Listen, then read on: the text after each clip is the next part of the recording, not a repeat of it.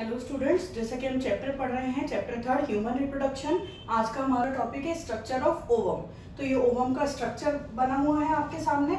अब इसमें देखेंगे हम कि क्या क्या पार्ट्स होते हैं। तो मैंने आपको बताया था प्रीवियस क्लास में कि ओवम के आउटर साइड पे, या जैसे ग्रेफिन फॉलिकल सेकेंडरी oocyte का मैंने आपको डायग्राम बना के बताया था। ग्रेफिन फॉलिकल से जो ओवरी से बाहर रिलीज होता है उसे हम क्या कहते हैं, सेकेंडरी oocyte। तो मैंने आपको डायग्राम बना के थोड़ा सा आइडिया दिया था। अब हम स्ट्रक्चर ऑफ ओवम पढ़ रहे हैं, जो कि ओवरी से किधर रिलीज हुआ है, आउटर साइड पे फैलोपियन ट्यूब में।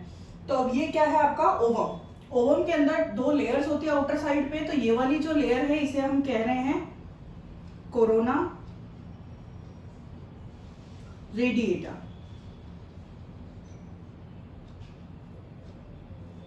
और इसके अंदर की साइड पे ये जो लेयर है इसे हम कह रहे हैं जोना पेल्यूसिडा, जो कि फर्टिलाइजेशन में हेल्प करती है। ठीक है, उसके बाद ये अंदर की साइड पे एक और लेयर है जिसे कह रहे हैं वाइटेलाइन मेम्ब्रेन।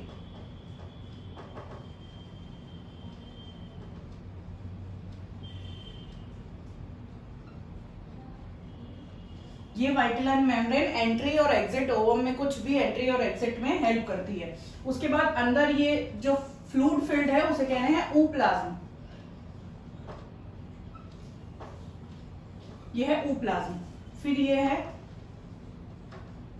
Germinal vesicle. ये ओवम का क्या है, न्यूक्लियस। फिर ये क्या है, जर्मिनल पोर।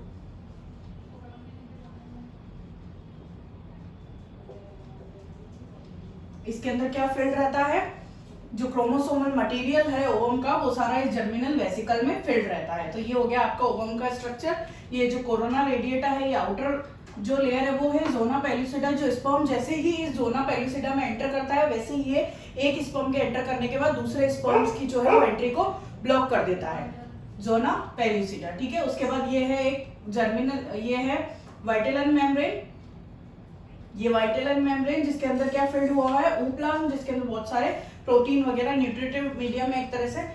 फिर ये अंदर इस ओवम का न्यूक्लियस जिसे हम क्या कह रहे हैं, जर्मिनल वेसिकल। और फिर ये क्या है, जर्मिनल पोर। तो ये हो गया आपके डायरेक्ट ओवम का स्ट्रक्चर।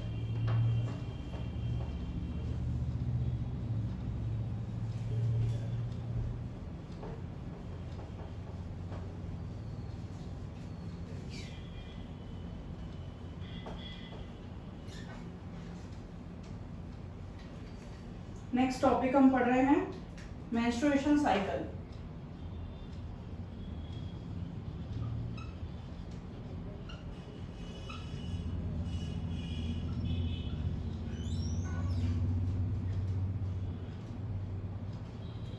मैमल्स जो हैं उनकी फीमेल्स में एक साइकिल ऑपरेट होता है जिसे क्या कहते हैं, मेंस्ट्रुएशन साइकिल। ये जो मेंस्ट्रुएशन साइकिल है ये 28 डेज का होता है। जब किसी फीमेल में फर्स्ट टाइम ये मेंस्ट्रुएशन साइकिल अपीयर होता है उसे कहते हैं मेनार्के।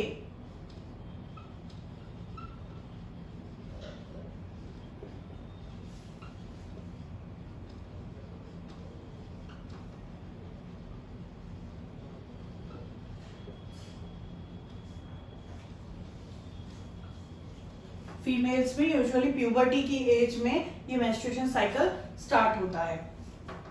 एक और टर्म है मेनोपॉज। पॉज वर्ड से आपको समझ में आ रहा होगा, पॉज मीन्स रुकना, तो menopause stoppage of menstruation cycle.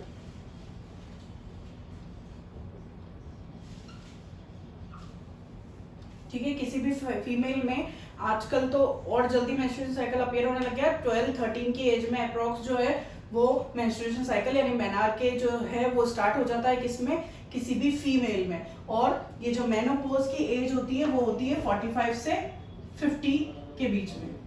किसी भी फीमेल में मेंस्ट्रुएशन जो साइकिल है वो ऑपरेट होना बंद हो जाता है या स्टॉप हो जाता है। ठीक है, अब मेंस्ट्रुएशन साइकिल कब स्टार्ट हो रहा है, कौन सी एज में, 12 से 14-15 की एज में स्टार्ट हो रहा है। ठीक है, अब ये मेंस्ट्रुएशन साइकिल होता क्या है और कैसे ऑपरेट होता है उसके बारे में हम पढ़ेंगे। ये menstruation cycle divided into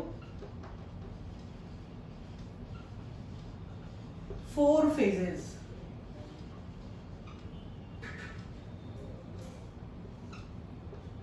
First, menstrual phase.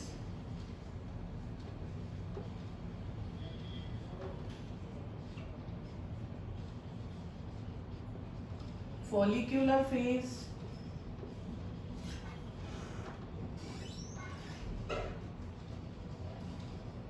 Ovulation phase और लास्ट है ल्यूटियल फेज। अब हम पूरा एक एक फेज के बारे में अच्छे से डिटेल में पढ़ेंगे। कितनी फेज में डिवाइडेड है? Menstrual phase, follicular phase, ovulation phase और ल्यूटियल फेज। ये टोटल जो 28 डेज का साइकिल है वो 4 फेजेस में डिवाइडेड होता है। फर्स्ट जो मेंस्ट्रुअल फेज होती है वो होती है 1 to 7 डेज की, ठीक है। फॉलिकुलर फेज होती है फिर पूरा 7 से लेकर 28 डेज तक सारी फॉलिकुलर फेज होती है, यानी ओवरी में फॉलिकल्स का जो डेवलपमेंट है वो होता रहता है, ठीक है। तो बेसिकली हम अगर ओव्यूलेशन से पहले माने तो ये हो जाती है 8 to 13 डे। फिर 14th डे जो है वो ओव्यूलेशन फेज, सिर्फ सिंगल डे की होती है ओव्यूलेशन फेज, जिस दिन ओव्यूलेशन होता है। और फिर है ल्यूटियल फेज जो कि 15 से लास्ट में 28 डेज की होती है।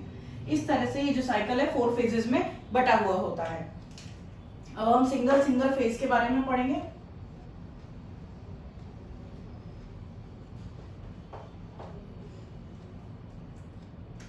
फर्स्ट है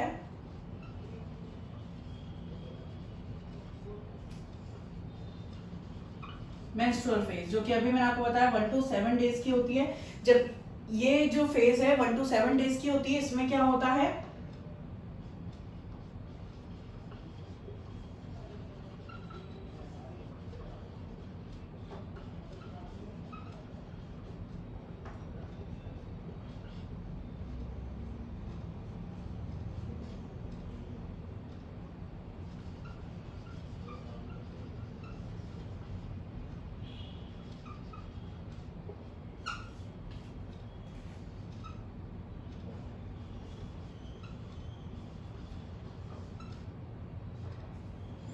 इस फेज में क्या होता है, जो एंडोमेट्रियम में ब्लड की लाइनिंग होती है वो डिजेनरेट हो जाती है और ब्लड फ्लो होता है किससे, किसी भी फीमेल की वेजाइना से। ये फेज होती है कौन सी, मेंस्ट्रुअल फेज, और जो कि स्टार्टिंग फेज है किसकी, मेंस्ट्रुएशन साइकिल की,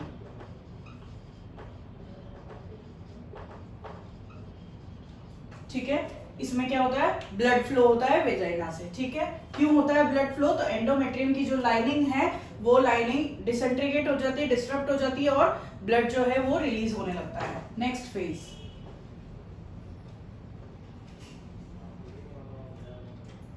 फॉलिक्यूलर फेज।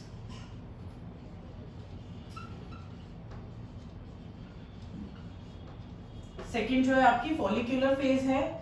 ये फॉलिक्यूलर फेज मैंने आपको अभी बताया 8 से लेकर 13 डेज तक की होती है, जिसके अंदर जो एंडोमेट्रियम है आपकी, अभी तो ब्लड फ्लो हुआ था मेंस्ट्रुअल फेज में, एंडोमेट्रियम के जो में के अंदर की साइड पे जो ब्लड की लाइनिंग बनती है वो बिल्कुल डीजनरेट हो गई। अब इस फॉलिक्यूलर जो फेज है इसमें वापस से वहां पे लाइनिंग बनना स्टार्ट होती है और ओवरी में क्या होता है, फॉलिकल्स की ग्रोथ होती है। जैसे कि मैंने आपको पहले ओवरी का स्ट्रक्चर बताया था, तो ये जो प्राइमरी फॉलिकल है वो प्राइमरी फॉलिकल से सेकेंडरी फॉलिकल बनता है,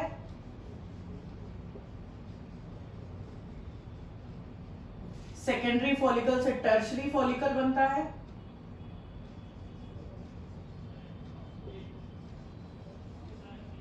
और टर्शरी फॉलिकल से फिर ग्रेफियन फॉलिकल बनता है।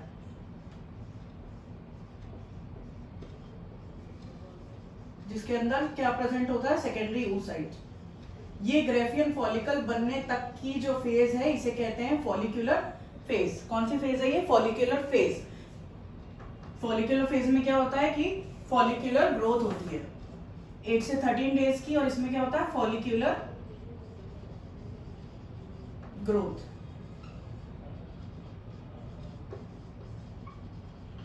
फॉलिकल्स की ग्रोथ होती है। ठीक है, ये इतना यहाँ तक कौन सी फेज में आ गया, फॉलिक्यूलर फेज में।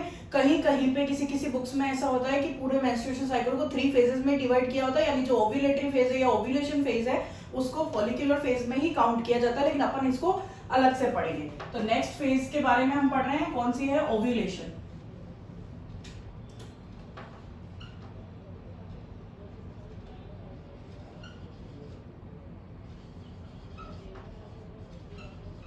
ये सिंगल 24 आवर्स की होती है, 1 डे, और वो भी मेंस्ट्रुएशन साइकिल के कौन से, 14th डे।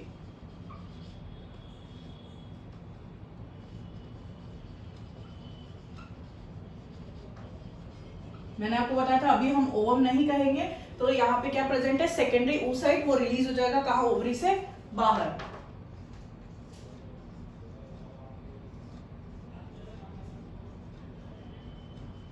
ये सेकेंडरी oocyte ओवरी से बाहर हो जाएगा।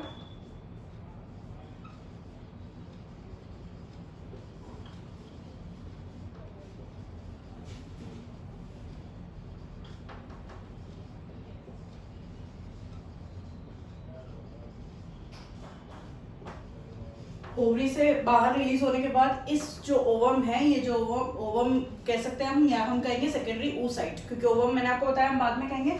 तो इस सेकेंडरी oocyte का जो लाइफ स्पैन है वो होता है 24 आवर्स या फिर 1 डे। अगर उस बीच में फर्टिलाइजेशन हो जाता है तो प्रेगनेंसी हो जाती है, फर्टिलाइजेशन नहीं होगा तो मैं आपको आगे बताऊंगी आगे क्या होगा। लास्ट फेज है luteal phase.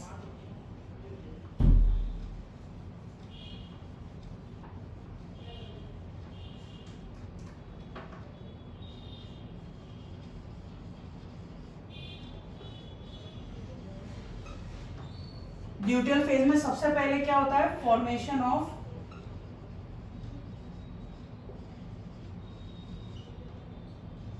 Corpus luteum. Formation of corpus luteum से कौन सी फेज स्टार्ट होती है, ल्यूटियल फेज। कब से होती है, 15 से 28 डेज तक। ठीक है, अब ये जो कॉर्पस ल्यूटियम ये बनेगा कैसे, ये जो आउटर साइड पे मैंने आपको बताया था थिका लेयर बन जाती है इसमें, किसमें, टर्शरी फॉलिकल में। एक्सटर्नल थिका और इंटरनल थिका मैंने आपको प्रीवियस क्लास में बताया था। ये जो फॉलिकुलर सेल्स की लेयर है और ग्रोथ करती है ग्रेफियन फॉलिकल में, फिर इस सेकेंडरी oocyte के बाहर रिलीज हो जाने के बाद में ये जो फॉलिकुलर सेल्स बचती है, इन फॉलिकुलर सेल्स के थ्रू एक स्ट्रक्चर बनता है जिसे क्या कहा जाता है, कॉर्पस ल्यूटियम। अब इस कॉर्पस ल्यूटियम का क्या फंक्शन है, एक तो ये हार्मोन रिलीज करता है, कौन सा, प्रोजेस्टेरोन। अभी अपन हार्मोन कंट्रोल का जो टॉपिक है वो अलग से पढ़ेंगे, उसमें बताऊंगी कि पूरे साइकिल में कौन कौन से हार्मोन पूरी प्रेगनेंसी में कहाँ कहाँ वर्क करते हैं। तो ये कॉर्पस ल्यूटियम क्या करता है, एक तो प्रोजेस्टेरोन रिलीज करता है और क्या करेगा, मेंटेन। फिर ये जो प्रोजेस्टेरोन है ये क्या करेगा, मेंटेन द एंडोमेट्रियम लाइनिंग। फिर अगर प्रेगनेंसी हो जाती है तो इस एंडोमेट्रियम की जो लाइनिंग है, उस एंडोमेट्रियम की लाइनिंग को कौन बना के रखता है, ये प्रोजेस्टेरोन। अगर प्रेगनेंसी नहीं होती है 24 आवर्स में, ये ओवम जो है वो डिसइंटीग्रेट हो जाता है, तो उसके बाद ये कॉर्पस ल्यूटियम एक और स्ट्रक्चर में चेंज होता है जिसे कहते हैं कॉर्पस एल्बिकन्स। फिर ये कॉर्पस एल्बिकन्स जो है वो डिस्ट्रॉय हो जाता है और वापस से एक नया साइकिल जो है, नया मेंस्ट्रुएशन साइकिल किसी भी फीमेल में स्टार्ट होता है। तो ये था आपका पूरा मेंस्ट्रुएशन साइकिल जिसमें मैंने आपको बहुत सारे इवेंट्स बताए। नेक्स्ट टॉपिक है हमारा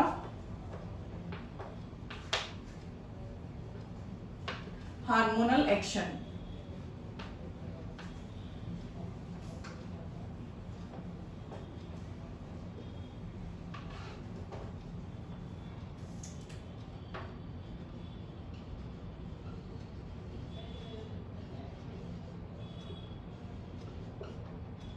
सबसे पहले आप लोगों ने 11th क्लास में पढ़ा था कि LH और FSH दो हार्मोन जिन्हें हम कहते हैं कमाइली गोनेडोट्रोपिन।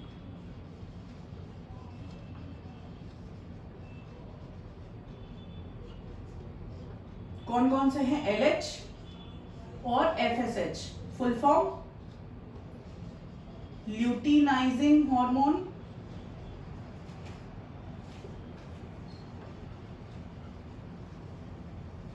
और फॉलिक्यूलर स्टिम्युलेटिंग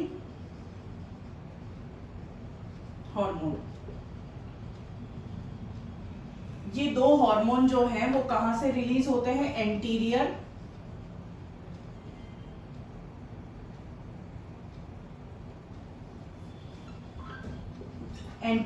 पिट्यूटरी से।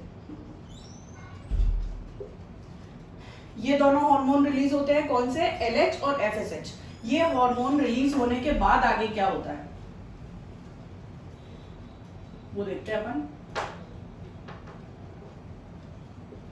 ये LH जो है ये पूरे टाइम तक बना हुआ रहता है, फॉलिकल्स की ग्रोथ कराता है, और FSH भी फॉलिकल्स की ग्रोथ कराता है। दोनों किस में हेल्प करेंगे? फॉलिक्यूलर ग्रोथ में। फिर क्या होगा? ये जो FSH ने फॉलिकल्स की ग्रोथ कराई है, ठीक है, अब LH का जो लेवल है वो अचानक से 14th डे पे इंक्रीज हो जाएगा।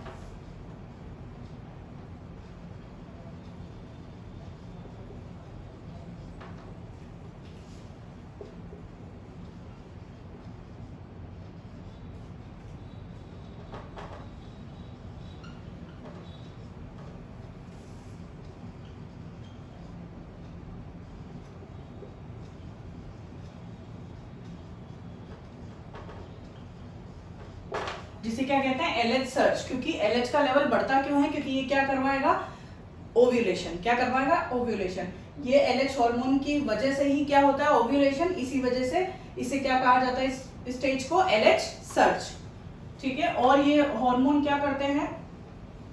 फॉलिकल्स की ग्रोथ कराते हैं। तो इस FSH के रेफरेंस में ही जो फॉलिकल्स है उससे एक और हार्मोन रिलीज होता है, एस्ट्रोजन। इसे ऐसे भी लिख सकते हैं या फिर इसे एस्ट्रोजन भी लिख सकते हैं, दोनों वर्ड्स लिख सकते हैं, ठीक है। तो ये हार्मोन किससे रिलीज होता है?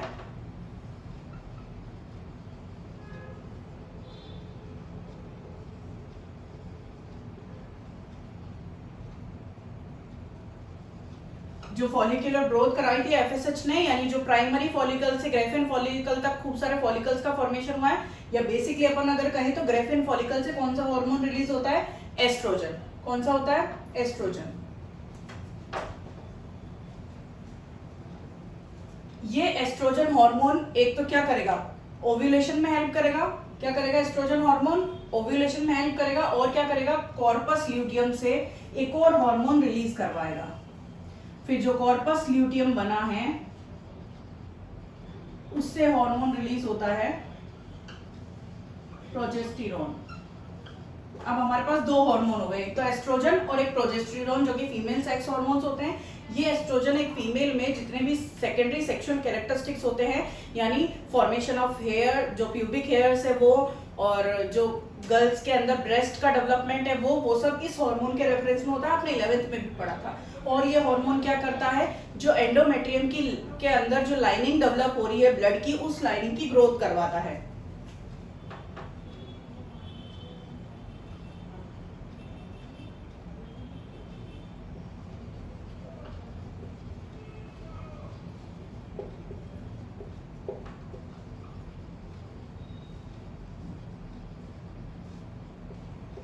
ठीक है, इसकी ग्रोथ करता है। इसी तरह अगर हम प्रोजेस्टेरोन की बात करें तो ये प्रोजेस्टेरोन जो है इस एंडोमेट्रियम की लाइनिंग को मेंटेन करता है।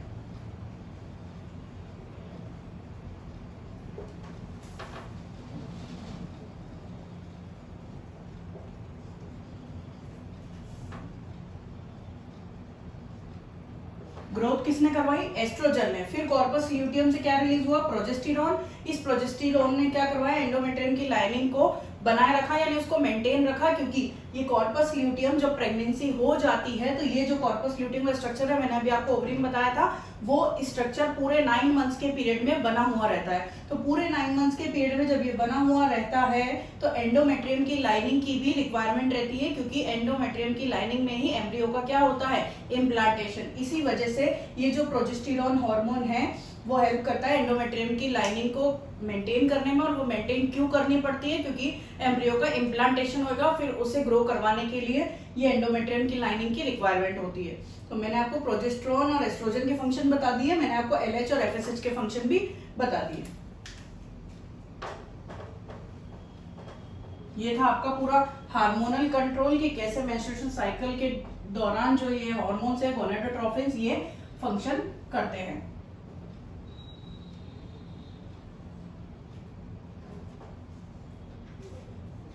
आपकी जो एनसीईआरटी बुक है उसमें भी एक पूरा डायग्राम दे रखा है दोनों हार्मोन, चारों हार्मोन्स का, जो एंडोमेट्रियम में लाइनिंग उसकी कैसे डेवलप होती है पूरे मेंस्ट्रुएशन साइकिल के अकॉर्डिंग। तो वो आप देखिएगा, आपको समझ में आ जाएगा कि कैसे जो मैंने आपको पूरा पढ़ाया है वो कैसे कैसे ऑपरेट होता है पूरे जो मेंस्ट्रुएशन साइकिल है उसके अंदर। नेक्स्ट टॉपिक हम कल पढ़ेंगे। हम क्या पढ़ेंगे नेक्स्ट टॉपिक में?